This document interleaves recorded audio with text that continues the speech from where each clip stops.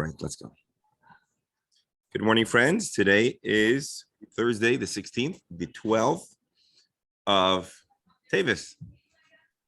And we're studying the entire Talmud, one page, one line at a time. Today, Thursday, the first Thursday of the month. So we're okay.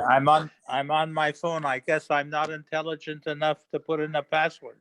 Reb Beryl, we're happy you're on. Just gonna hit mute all for a moment. Again, we're okay. It's not the first Thursday, but it's towards the beginning of the month. So we have the Rosh Chodesh Society for Women. So we have our alt link, and I want to thank you all for bearing with us. Actually, I'm going to close the door so we only hear one class at a time.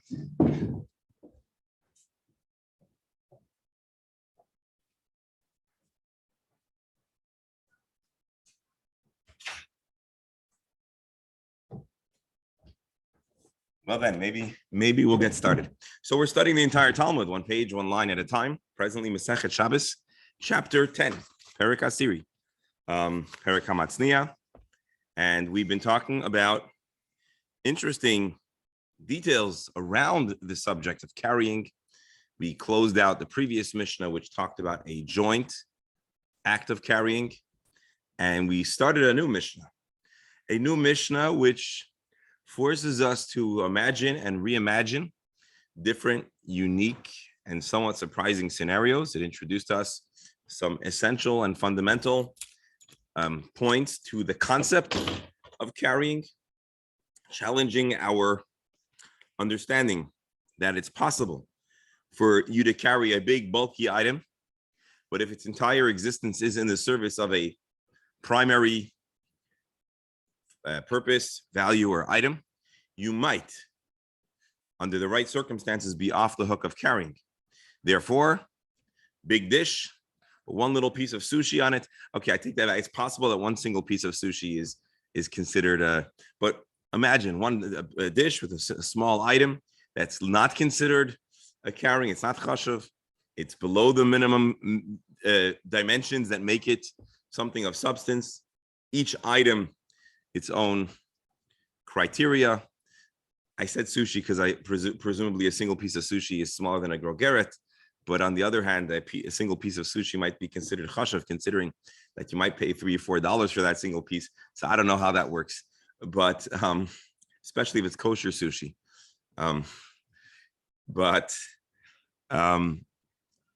The dish is less interesting than the food that you're carrying, because the whole point of the dish, you're wielding the dish exclusively to transport the food in order, and therefore that's all that matters. That's what determines if the act that you've done is carrying or not. The same way you said it could extend to other items that one is exempt for carrying, such as carrying a human being. Again, a lot of questions that still need to be addressed.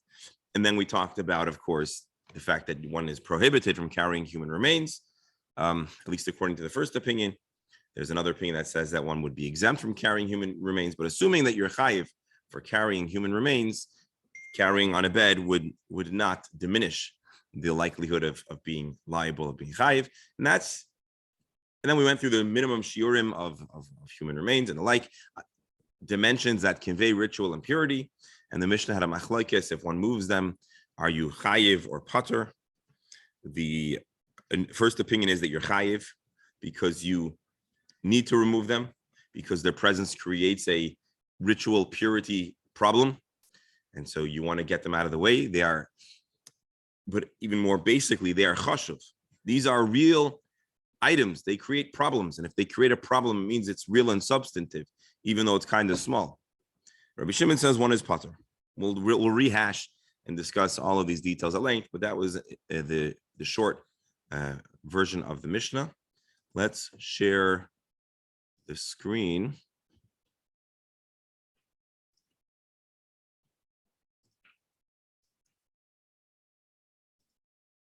Let's share the screen.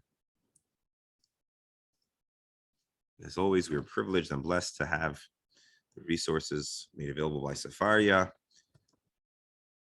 Masechet Shabbos, the Steinsaltz Gemara, the William Davidson Talmud, and here we are, just about to turn to 94a, the very bottom of 93b. Here is the Mishnah. It's the Mishnah we just learned. And here is the Gemara. Baruch atah Adonai Eloheinu melech haolam shehakol nהיה b'dvaro. Of course, I failed to do this yesterday, so notwithstanding the delay in getting today's start, let's remind ourselves we're dedicating our learning for the good fortune, well-being of our dear members of our Chabura and their families, and we'll mention some names that we are dedicating our learning for: Leah Bas Rita, Malka Bas Rivka, Chaim Baruch Eliezer Ben Nursa Esther, Hirschvi Ben Rachel, Ludmila Bas Najada. They should all have a refuah shlema ukreva, complete speedy recovery, and those who are dealing with conundrums of diagnostics, they should find the problems. They should be nominal and healable, curable, and we should only have good news for all of Klal Yisrael. And that is our dedication. Here's the Gemara. Yes. Talk to Shalom Bear, but it's likely the computer.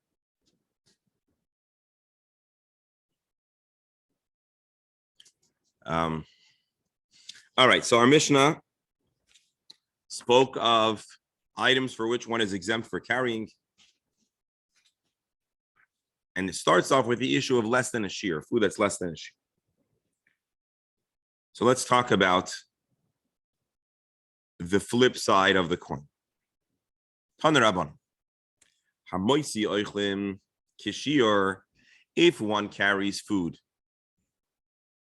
that has the dimensions, the shiurim, it's considered a significant substantive amount of food, for which one is liable for carrying. So now, what does the kli mean to the carrier? Does the kli contribute additional halachic or spiritual Shabbos liability, or is it considered a single infraction, a single act of desecrating Shabbos, a single malach? So again, one carries food, slice of pizza. I think we can be fairly confident a slice of pizza is larger than a grogeret. So you're carrying a slice of pizza on Shabbos outside from Rosh Hashanah to Rosh Hashanah.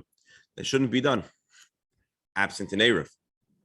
In Bekli, Shomer here?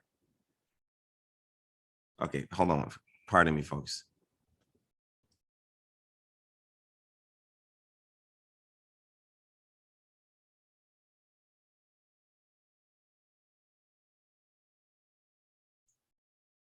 Barrel, can you hear me?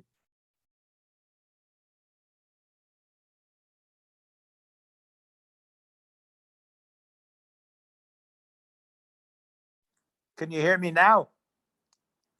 Yeah, I can hear you me? now. I feel helpless. I couldn't put in that passcode. Well, you have to always different understand, ways. you have to remember that it's letter case sensitive, so some letters are small. Yeah, I know, but the only letters that was small were the I at the end that I could see. Oh. it was Reb also- Beryl, I'll tell you the S- truth. S in the beginning was also small, I think. I would also not be able to enter it in, but what you have to try to do is have the link available on the device you're using so that you can click on it and avoid all of the. Yeah, but anyway. Anyways, let's doesn't go back to our matter. Gemara. Pardon, I was just acting in my renowned capacity as tech support for my wife. You know, I'm very good at that. I'm kidding, but Baruch Hashem, I think they figured it out.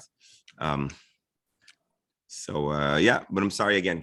One Thursday a month, we're going to have this inconvenience, but with Hashem's help, the remainder of the time, hopefully will be less drama. So again, back to our Gemara quoting a brisa that says that you're not allowed to carry a slice of pizza or any food that's larger than the dimensions that one is technically not considered carrying on Shabbos.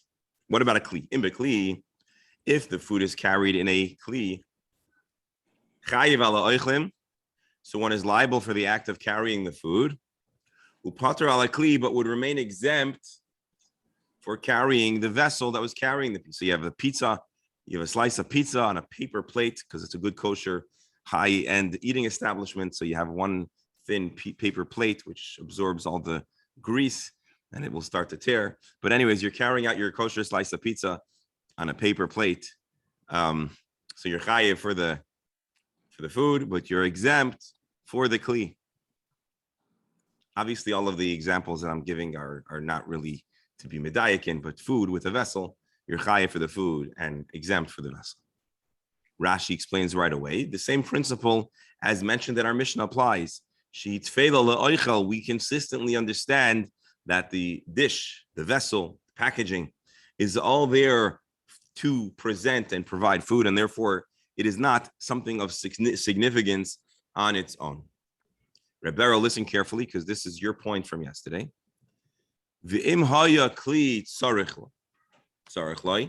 However, if the person really needs the kli for another use, and they're just going to try to sneak it through with this heter, or they're going to try to forget trying, because again, most likely we're talking here about a case where it was a shoygeg.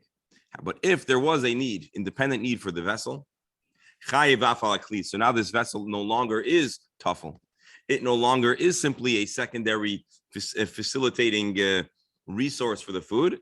The keli has something is something of substance on its own, and now someone is chayiv afal kli. There could be liability for the kli, the vessel as well. Rashi, what kind of use would we be talking about?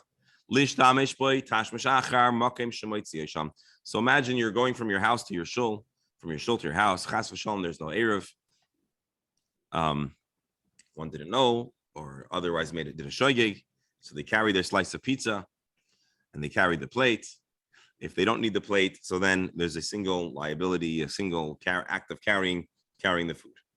But if the plate was needed, or the dish or vessel was needed at their destination, for a host of reasons, but suffice it to say the person intends to have the vessel there, so now he could be chayiv for the transportation, for the carrying of the vessel. But Rashi fills us in. What does chayiv mean? Al kol echad ve'echad. He would be chayiv for both items independently. Ki heichi demechayiv leitarti. Just like any other time where a person might be chayiv in a hypothetical where carrying two different items in a single lapse of awareness could generate two chiyuvim, two acts. So suffice it to say, there's no heter, there's no trickery allowed. We really want to bear down an understanding if it's a single malach or two malachas, what your kavana, what your intent, and what your value of the vessel is. This is the brisa that's being quoted, and again, it's being introduced because we've now been introduced to the notion or the interesting relationship between food and vessel. The Gemara now comments, Shmamina, we might be able to infer from here,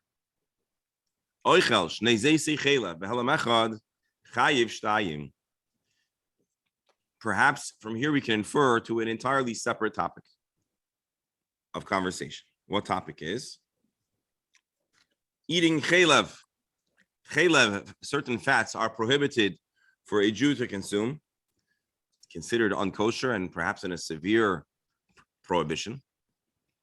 Now, what happens if you think that what you're eating is not chelev? You think it's the fat from a steak that's kosher fat, and you have 2 olive volumes consumed in a single sitting, in a single passage of time where you did not realize that in truth what you're eating is not kosher.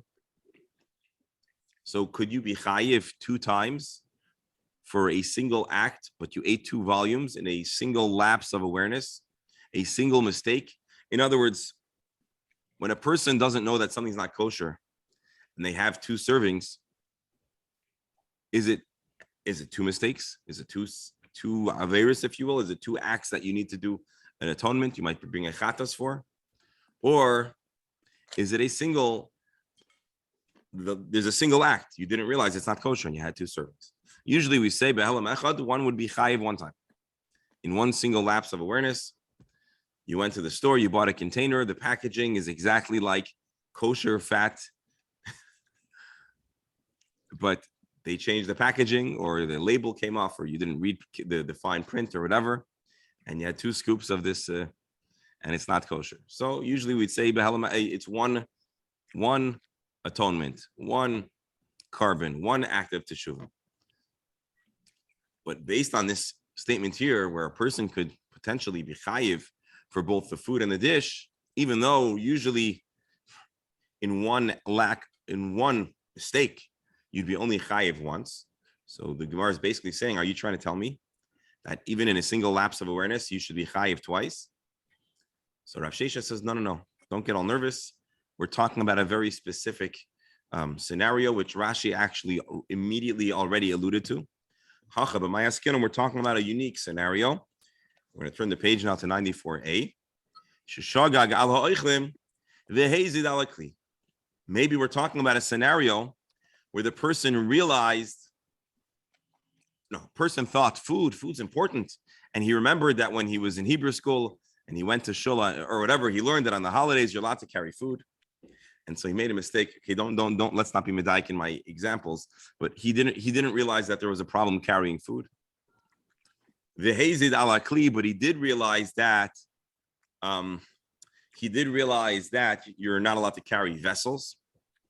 So over there, where there are two different mistakes, two different acts, two different counts, one would be shoygeg and one would be mazid. Maybe there if you have the kli as an independently desired item, you'll be chayiv for the keli in addition to the food. What kind of chiyuv? Two different kinds of chiyuvs. That's the way Rav Sheshes tries to explain this, but Rav Ashi is going to immediately challenge this projected reading, this attempt to read into the Mishnah. So again, our Mishnah says there's a hypothetical where you could be chayiv for carrying food and the vessel if you needed the vessel. That seems to tear down and cause big problems to our understanding about two counts of a single act with a lack of awareness. Based on this, Rav Shesha says maybe actually there's two different things going on over here. He didn't realize that you couldn't carry the food, but he knew that you couldn't carry the dish.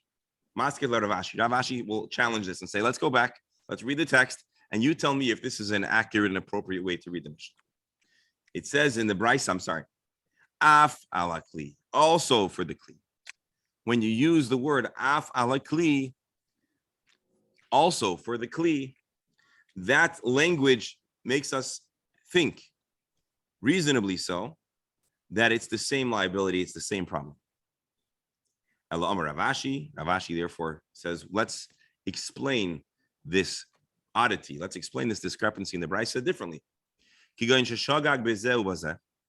made a mistake. He didn't realize you can't carry food, and he didn't realize that you cannot carry vessels. Something went wrong. He forgot. It was a shogeg. Or he otherwise didn't realize it was a problem. He found out about one facet. He found out about the food, let's say. And only later on did he realize there was also an issue with the vessel. So if his coming to be aware of his mistake happened in stages, well, now previously in the Gemara we learned there's a machlokes between Rabbi Shimon and Rabbi Shimon Lakish, Reish Lakish, and Rabbi Yochanan, in a scenario where a person became aware of his mistake in stages.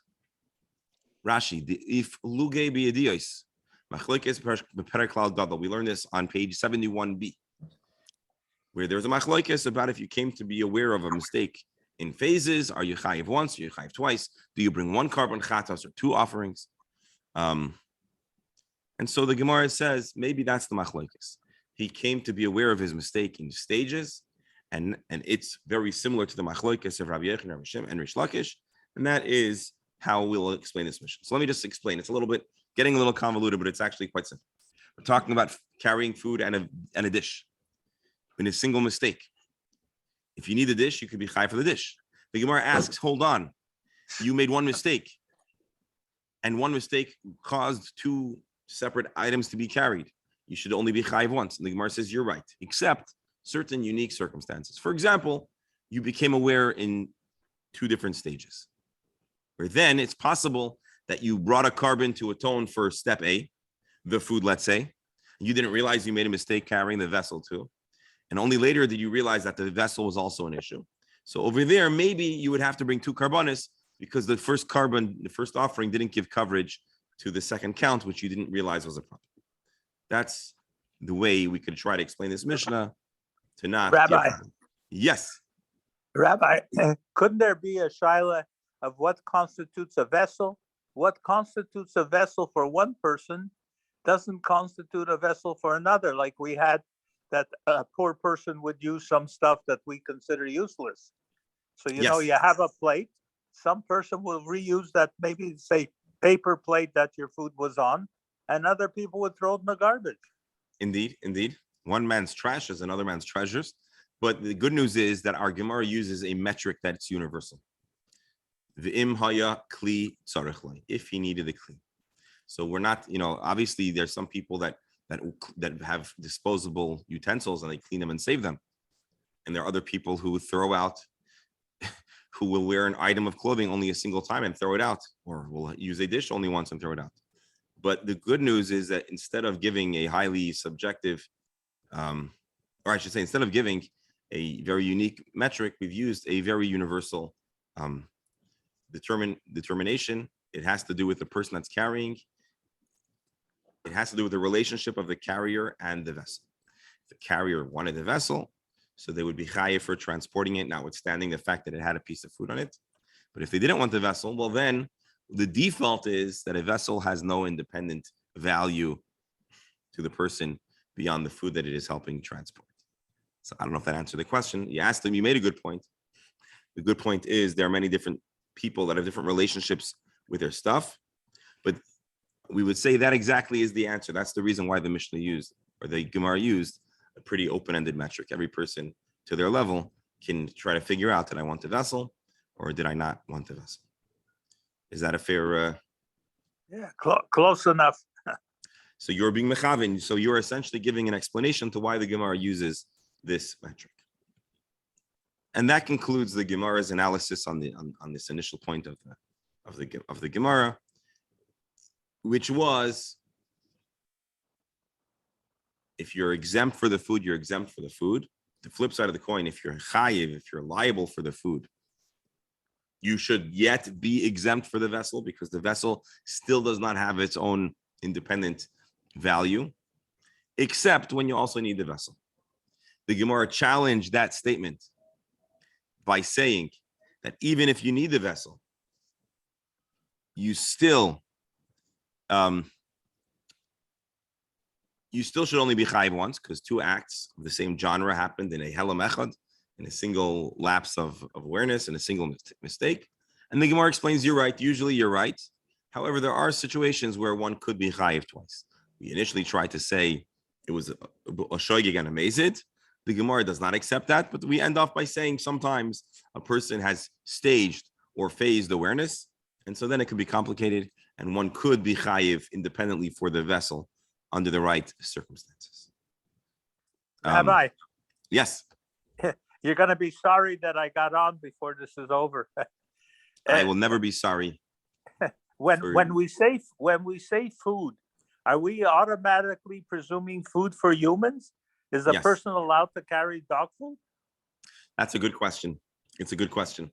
We'll have to go back to the perek of Bameh Behema and go back and revisit those discussions about when and if. And you may recall, we had a little bit of a discussion about animals being muksa. Can you carry the animal? Can you carry a leash?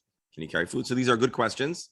But the presumption here, at least the basic reading, is that we're talking about humans, but it is an interesting question. What would we do if there was animal food?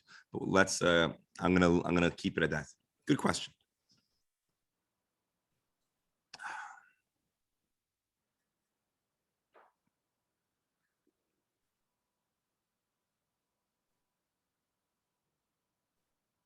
All right, let's go on to the next segment of the Gemara. The next section, let's go to the next section of the Mishnah, and the next section of the Gemara's analysis of the Mishnah. We now continue discussing the Mishnah part that talks about a human on a bed is a similar relationship to food on a keli. Well, I put everything there. Esachai b'mita, pater af alamita. You carry a person, You're not liable for carrying a person on Shabbos, certainly not biblically. So what about if the person is on a bed? Now are you chayiv for carrying the bed? And the Mishnah says no. If you're exempt from carrying a person, then you'd be exempt for carrying the bed. Lema, let's try to figure out whose opinion is this. Let's try to get some background information. Is it possible that Masnisin, Rabbi Nosson, he veloy Rabbana? Is it possible that our Mishnah takes a position in a known machlokes between the rabbis and Rabbi Nosson? What's the machlokes? So again, we're trying to see if the teaching of our Mishnah is a universal opinion, or if is it taking a specific position in a known machlokes, which is as follows. If a person carries an animal, domesticated animal, wild animal, birds, fowl, whether they are live or slaughtered, chayiv, one is liable for carrying. This is conventional carrying on Shabbos.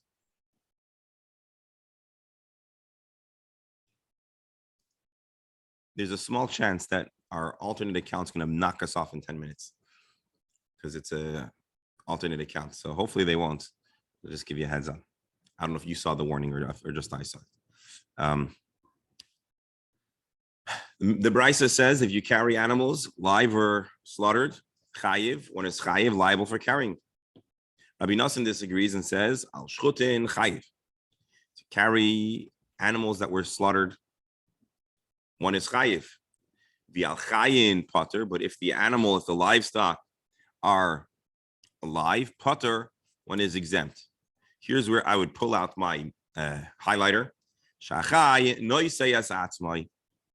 Because living critters, let's go to the Rabbi Steinsaltz's translation, because a living being carries itself. Chai noiseyas atzmai. So we have a machlokes in a brisa. The rabbis say any act of carrying of an animal, dead or alive, you're chayiv, you've carried. And Rabbi Nosson introduces no chai noisas atzmai, a living creature, not just a human, bears a part of its weight, and one might be exempt for carrying. So is our Mishnah just following the narrow opinion of Rabbi Nosson? And Rava says no. Amar Rava, afilu temer rabbana.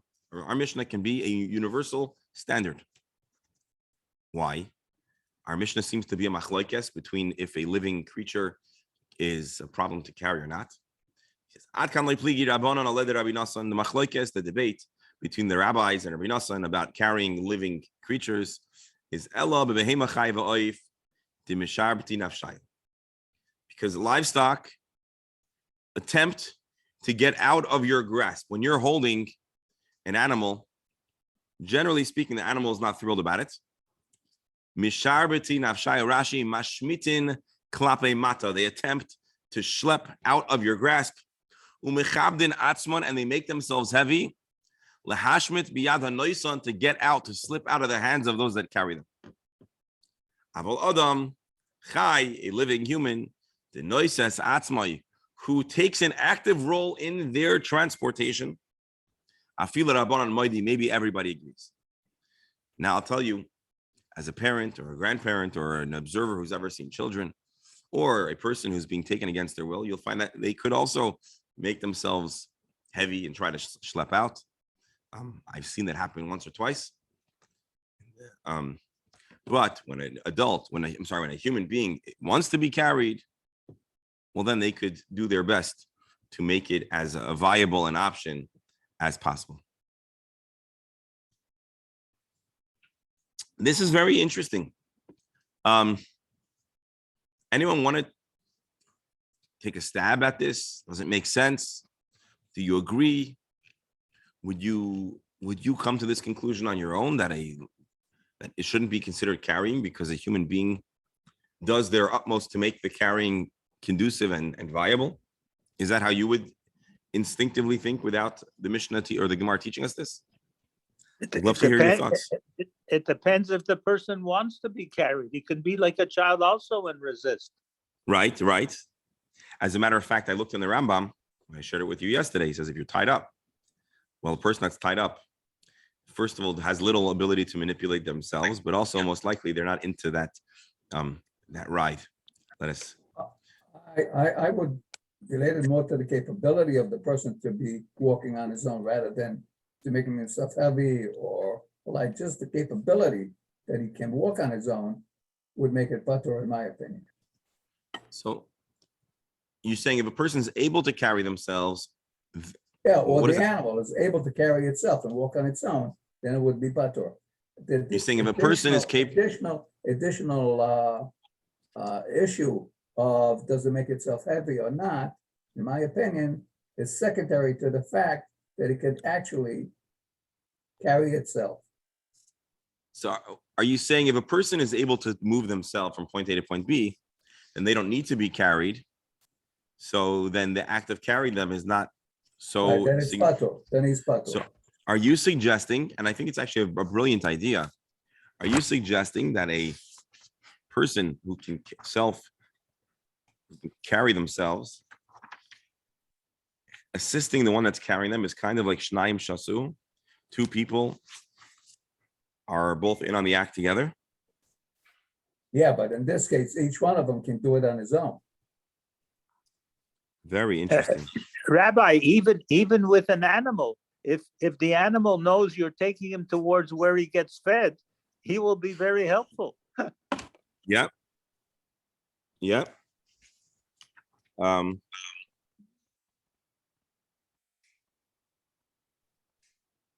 going to take a look at Tosfos in a moment.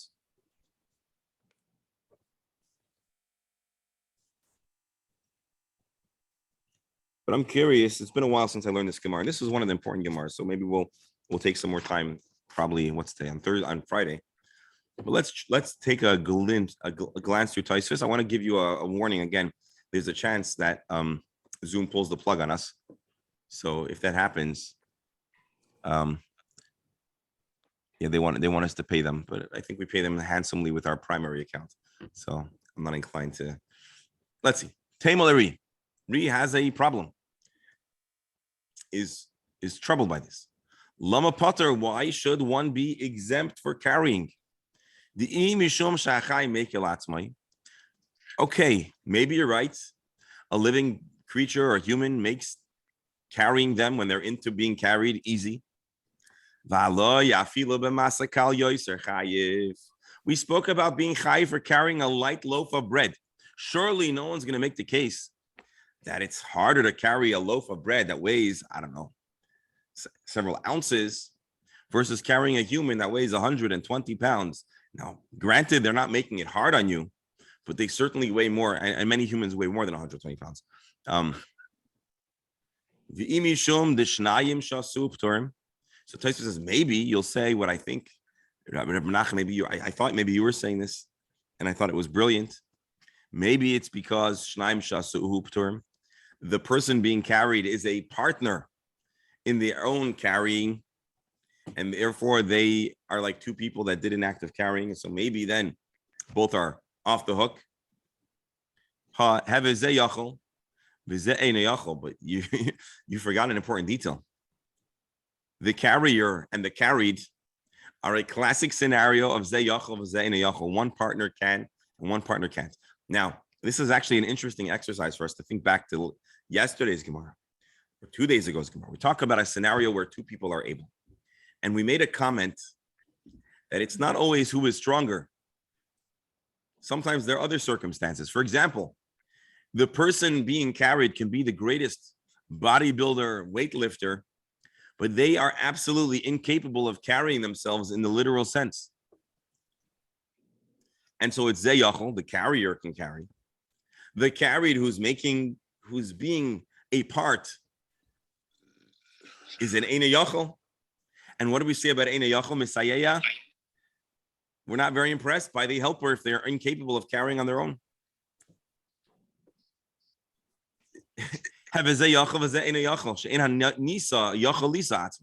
The carried cannot carry themselves without the carrier. And the carrier So the question again is as follows: why, ultimately, are we giving a waiver? Why are we giving a license to the carried, to the carrier to be off the hook doesn't make any sense. So just to flash back, to Rashi for a moment. No. Rashi actually didn't say anything over here. No. So let's go back to Tosfos. V'oimeri. So the answer that Tosfos will give, Dimi Mishkan Gamrina. You have to remember something. There's the overarching source of Malacha. There's the source from which we infer most details and halachic specifics about Malacha. And if I'm not mistaken, Tosfos, even more than Rashi and others, has a strong, abiding association between the specifics of the Mishkan and the specific halachas of carrying. And so Tosfos says, forget reason for a moment, or at least don't entirely think about the svara, think about the source. Doctor, you were saying something? No, I mean, I had a question in terms of an example from the discussion